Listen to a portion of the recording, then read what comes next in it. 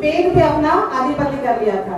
तो उसको करने के लिए देवताओं ने यज्ञ किया और उसमें से जो निकली शक्ति स्वरूपा स्मृति ईरानी मैडम को मैं एज ए शक्ति स्वरूपा आमंत्रित करना चाहती हूँ मंच पे, और चाहती हूँ कि हमारी शक्ति रूपों को मोटिवेट करें, प्रखर करें, आत्मबल बढ़ाएं और इस समारोह को उज्जवल करें।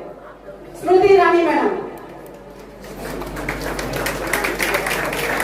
मुझे लगता है कि छोटी तालियों से इसका स्वागत नहीं होना चाहिए। भारत माता की, भारत माता की, वंदे वंदे। बोलो बोलो भारत माता की। 20 साल बाद मैं स्नेहा के सामने लौटी हूँ। 20 साल पहले पिताजी के लिए आशीर्वाद मांग रही थी, आज बेटी के लिए आशीर्वाद मांग रही हूं। मैंने स्नेहा से कहा हम डाणू वाले हैं।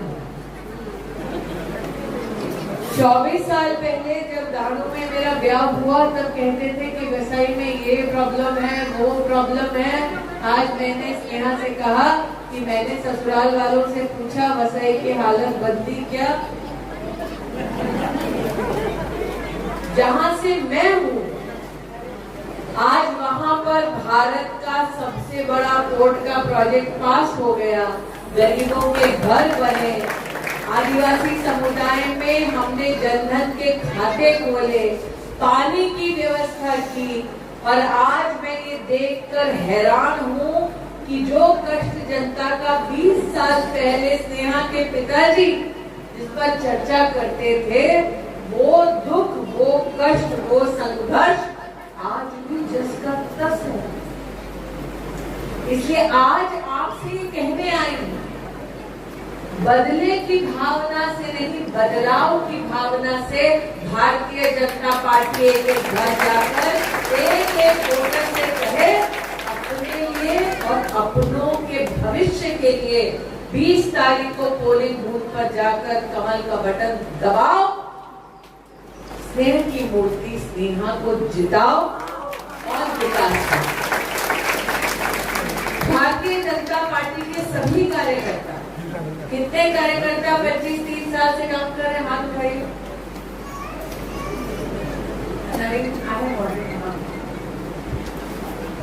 कई ऐसे कार्यकर्ता हैं जिन्होंने 25-30 साल संगठन में सेवा दी और सेवा के पीछे मकसद मात्र ये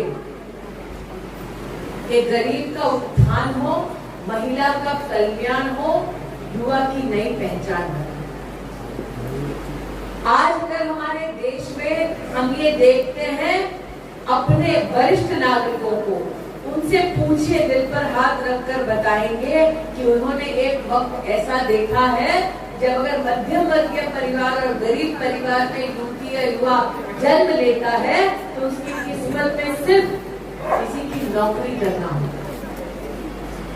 जब नरेंद्र मोदी देश के पंतप्रधान बने, उन्होंने कहा कि गरीब का बच्चा भी अपनी किस्मत खुद लिख सकता है और उन्होंने जनधन योजना और मुद्रा योजना की शुरुआत की।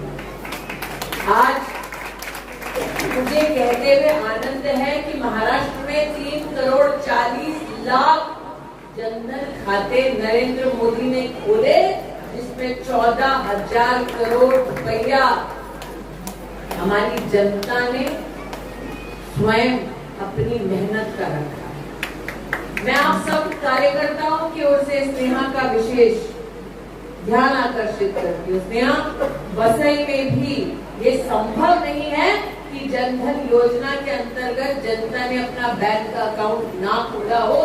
ऐसे लाभार्थी को जाकर नमन कर शीश झुकाकर विनम्रता से कहो, अगर विकास से स्नेह है तो कमल का बटन दबाओ और स्नेहा को दिलाओ। आजाद भारत में कभी नहीं हुआ कि भारत की तिजोरी से पैसा सीधा किसी लाभार्थी के खाते में पहुंचा हो। ये तभी संभव हुआ है जब आपने भाजपा को वोट देकर केंद्र में भाजपा की सरकार बनाई। आज यहाँ पर वरिष्ठ नागरिक बैठे हैं, हाल फिलहाल में आपने नरेंद्र भाई के उस भाषण को देखा होगा। चुनाव से पहले वादा किया कि वरिष्ठ नागरिकों को भी आयुष्मान भारत योजना के अंतर्गत हम लाभ पहुंचाएंगे। और आज मुझे ये कहते हुए आनंद है, 8,60,000 से ज्यादा आयुष्मान भारत के लाभार्थियों ने 5 लाख रुपए की व्यवस्था पा ली है। कई बीमारियों का इलाज तो नरेंद्र मोदी ने व्यवस्था कर दी है, लेकिन इस विधानसभा को बीमारी से मुक्त करने की जिम्मेदारी आपकी है। स्वच्छ राजनीति के पथ पर चलो, विकास से अगर स्नेह है, अच्छे स्वास्थ्य के साथ अगर स्नेह है, तो आप पोलिंग बूथ पर जाओ, कमल का बटन दबाओ, स्नेहा को नहीं, अपने आप को, अपनों के भविष्य को जिताओ। आज यहाँ पर कई ऐसे होंगे जिन्होंने कोविड का वैक्सीन लगाया कि नहीं लगाया? कितना नहीं लगाया? पक्का? जो हाथ उठा के बोला 3 बार वैक्सीन लगा, वही हाथ दिल पर रखकर बोलो। जिसकी विधानसभा में सत्ता है, अगर उसकी देश में सत्ता होती तो इंजेक्शन लगता क्या? इंजेक्शन कैसे लगा? उन्होंने व्यवस्था की कि नहीं की? जब विपक्ष ने कहा कि इंजेक्शन मत लगाओ, तब नरेंद्र मोदी याद है खुद अस्पताल गए, उन्होंने खुद इंजेक्शन लगवाया, भारत में इंजेक्शन को बनवाया, याद है? तब विपक्ष ने क्या कहा था? मोदी का वैक्सीन। नरेंद्र मोदी ने वैक्सीन लगाया, देश की जनता को मुफ्त में वैक्सीन दिलवाया। 160 करोड़ देशों में भारत की ओर से वैक्सीन की भेंट दी कि नहीं दी? और वो विपक्ष के नेता जो मोदी को गरिया रहे थे, वो भी चुपचाप जाकर वही वैक्सीन लगाया। इसलिए कहते दिल पर हाथ रखकर बोलो, जिसकी सत्ता यहाँ इस विधानसभा में है, उसकी सत्ता देश में होगी तो लोग जिंदा बचते हैं। पब्लिक सब जानती है किसको वोट देना है, पहचानती है कि नहीं पहचानती है? तो किसको वोट देना? किसको वोट? कौन सी तारीख? कैंडिडेट का नाम? वोट करना। लेकिन इस सभागार में जितने वोट करने वाले लोग बैठे हैं, हमें उनसे थोड़ी और मेहनत करवानी। यहाँ मैंने देखा, जब से गाड़ी से उतरी मंच तक आई, सेल्फी लेने के लिए सब महिलाओं ने 2-3 का ग्रुप बनाया। भाइयों को महिलाओं की ताकत को देखकर थोड़ा डर लगा था, कोई धक्का मार रहा था, कोई हाथ खींच रहा था, कर रहा था कि नहीं? सेल्फी खींचने के लिए 3-3 लोगों का ग्रुप बना सकते हो, वोट दिलवाने के लिए 3-3 लोगों का ग्रुप बनाकर एक बिल्डिंग से लोग नहीं उतार सकते हो। पक्का? तारीख कौन सी? चिन्ह कौन सा? कैंडिडेट कौन? पब्लिक है। अब कितने लोग यहाँ बैठे हैं जो 5 का 10 का गुट बनाकर एक बिल्डिंग, एक मोहल्ले से वोटर को हाथ जोड़कर पोलिंग बूथ पर लेकर आएंगे? कितने लोग हैं? हाथ नहीं उठा, दिख रहा है, उठा। पीछे वाला अंकल का नहीं उठा, हाँ उठा। तो तारीख कौन सी? चिन्ह कौन सा? कैंडिडेट का नाम? पट्टी नाम देने का ना। यहाँ पर जो मेरी गाड़ी आ रही थी, ये सज्जन जो हमारे जिला के अध्यक्ष हैं, थोड़ा तो सभी मुझसे भाई वो अंदर वोट नहीं जाएगी, उधर गाड़ी नहीं जाएगी, तो याद नहीं मैं खाने वाली हूँ। नारा गोपाल 30 साल से देखा है, वैसे 30 साल से देखा है, मीरा भाईकर 30 साल से देखा है, कि गली मालूम है, ये मोदी की सरकार है, ऐसी कोई गली बची नहीं जहाँ मोदी सरकार से भाजपा सरकार ने रोकना पड़ता है। फिर मुझे लगा कि अध्यक्ष जी बेचारे थोड़ी कोशिश कर रहे हैं, चलिए थोड़ा देखिए ना। अध्यक्ष जी आज आपको वचन देते हैं, आप मुझे गली गली घुमाएंगे जब आपके नेतृत्व में आप विधानसभा स्नेहा के लिए जीत करेंगे। लेकिन उसके लिए क्या करना पड़ेगा? तारीख कौन सी? कैंडिडेट कौन? और चुनाव जीतने क्या? कितने लोग बनाएंगे हाथ उठाओ? अंकल ठीक। अगर वोट देने में गड़बड़ होती है तो जनता का क्या हाल होता है?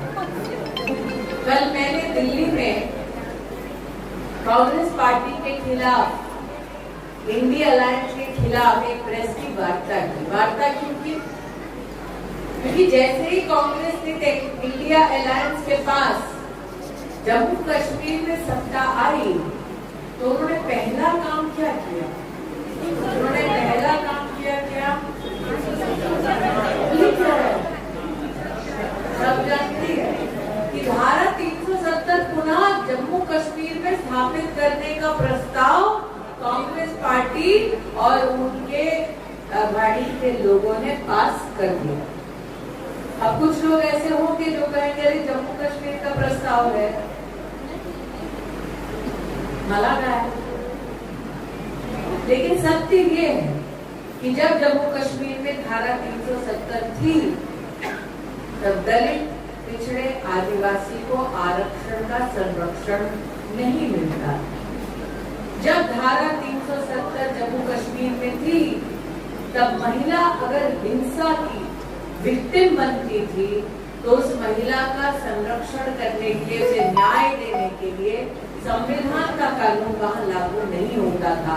जब जम्मू कश्मीर में धारा 370 थी तो अगर बच्चों का बलात्कार होता था तो उनको दंडित करने का जो कानूनी अधिकार है पॉक्सो का, वो भी जम्मू कश्मीर में लागू नहीं होता। इतनी सी सत्ता आई और वो संविधान की सुप्रीमेसी बदलने लगी। इतनी सी सत्ता आई, वो देश की संसद को चुनौती देने लगे। इतनी सी सत्ता आई, वो सुप्रीम कोर्ट तक का अनादर करने लगे। इसलिए आज आपसे कहने आई, एक एक वोट, एक एक मत का महत्व होता है, एक एक विषय का महत्व होता है। और वो विषय अगर राष्ट्र निर्माण का है, राष्ट्र के उत्थान का है, राष्ट्र के संरक्षण का है, तो ये आपकी जिम्मेदारी है कि आप जनता जनार्दन के मध्य में कार्यकर्ता के नाते जाएं, शीश झुकाएं, क्षेत्र के विकास के लिए स्नेहा को वोट दिलवाएं और 20 तारीख को कमल का बटन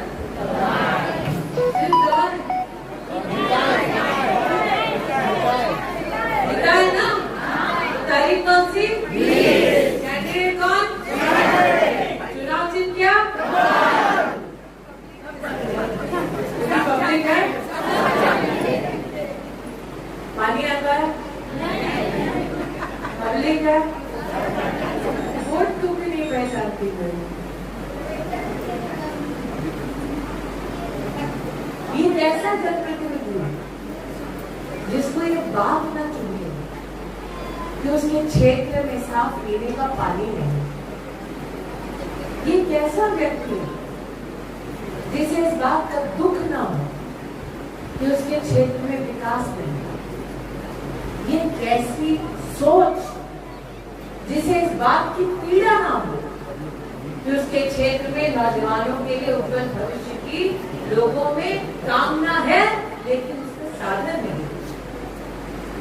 इसलिए अगर साधन चाहिए विकास का तो मैं आपसे निवेदन करती हूँ कि घर घर जाएं, लोगों से कहें कि वो पोलिंग बूथ पर आए, कमल का बटन दबाएं और किसको जिताएं?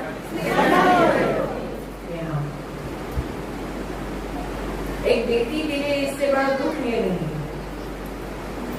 कि उसने जब परिचय दिया कहा था 20 साल पहले वैसे छोड़ा था, आज भी वैसे।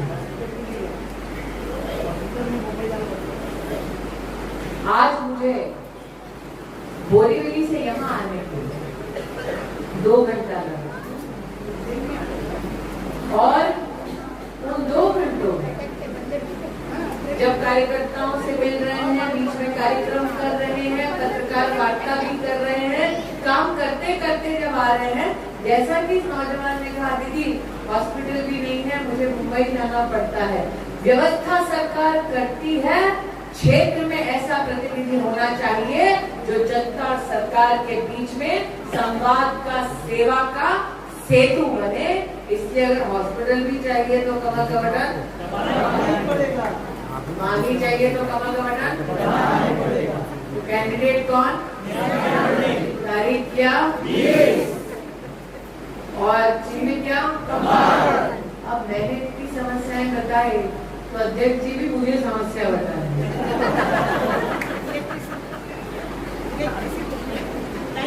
दीदी नाम क्या आपका? हाँ नाम है निकिता। निकिता एक बात बताओ, मैं पूर्व केंद्रीय मंत्री,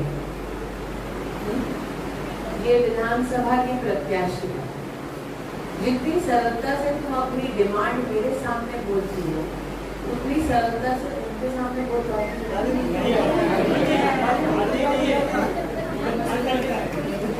बोलती हो क्या?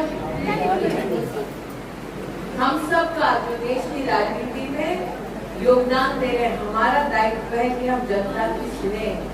अरे जो कुछ सुनता नहीं, जो कोई काम करता नहीं, उस पर वोट जाया मत करो। 20 तारीख को कमल का बटन और किसको विधायक बनाओ पक्का, क्योंकि अध्यक्ष को मुझे गली गली चलाना है, इसलिए आपको कमल का बटन। अध्यक्ष को मुझे गली गली चलाना है, इसलिए कमल का बटन। पानी का काम करवाना है, इसलिए कमल का बटन।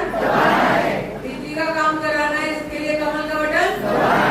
हॉस्पिटल का काम करना है, इसके लिए कमल का बटन। सड़क का भी काम करना है तो इसके लिए कमल का बटन। कह रहा है कि फ्री में स्विमिंग पूल मिल जाए दीदी यहाँ पे बारिश, तो फ्री का स्विमिंग पूल बंद करना है और पक्की व्यवस्था करती है तो कमल का बटन। तारीख क्या, कैंडिडेट और निशान, तो बोलो भारत माता की, माता की, भारत माता की।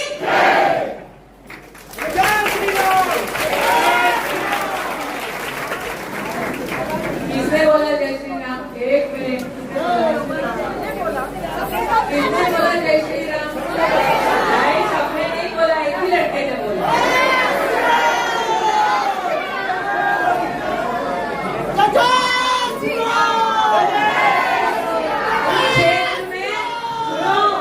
इस क्षेत्र में वो स्विमिंग पूल, सड़क वाला, गड्ढे वाला हटा नहीं पाया। हमने 5-6 साल बाद रामलला का मंदिर बना